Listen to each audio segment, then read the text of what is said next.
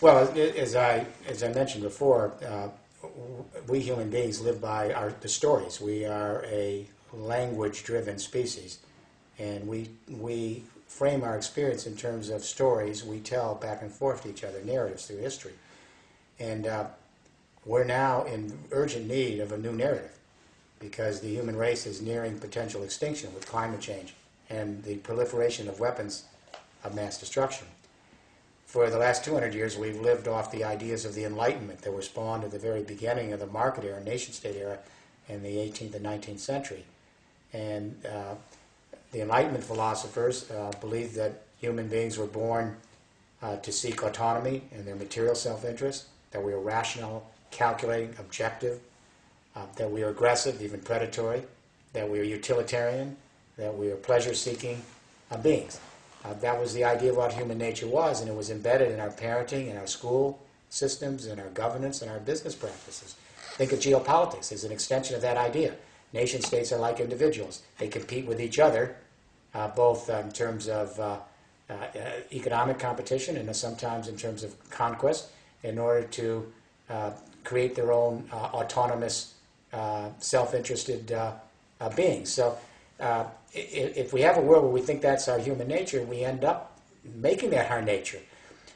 What I'm saying is that what we're discovering in neurocognitive science and evolutionary scientific research is human beings are not born to seek materialism and self-interest and utility and aggression.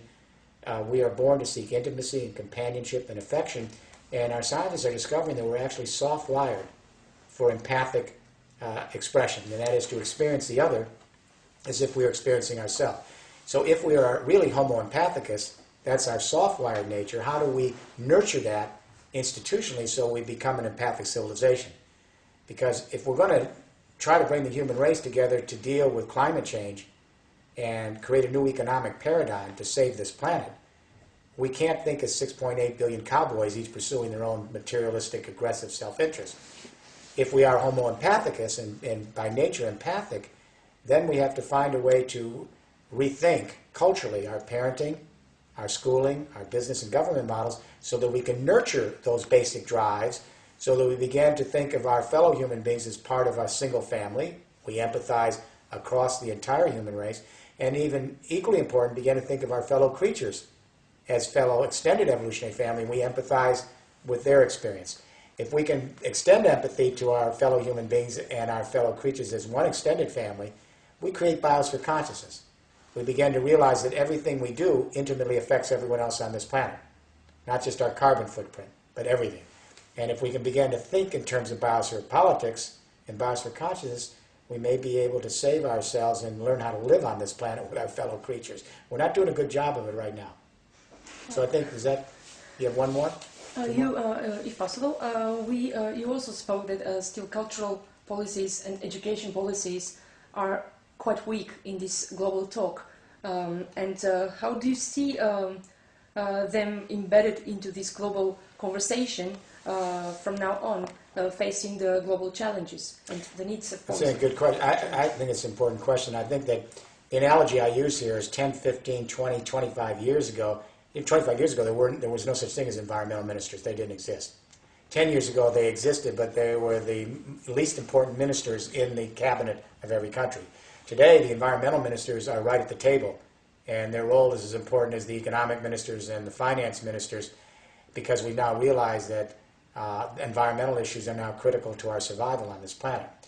We now have to realize that to attend to these environmental issues, especially climate change, we need to begin to have a great global cultural discussion on rethinking human nature and the mission of the human journey.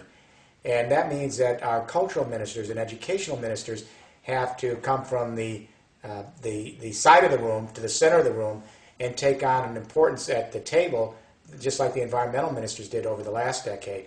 Because if we're going to rethink the cultural narrative and rethink the way we understand education, those two ministers in every country are going to be the most important, because they'll help us facilitate conversations regionally and globally around how we come together and think of ourselves as homo empathicus and how we prepare for an empathic civilization, and so that we can address climate change and hopefully survive and prosper in the coming centuries. It sounds like a new prophecy for a new European narrative. Thank you very Hopefully. much. Thank you very much.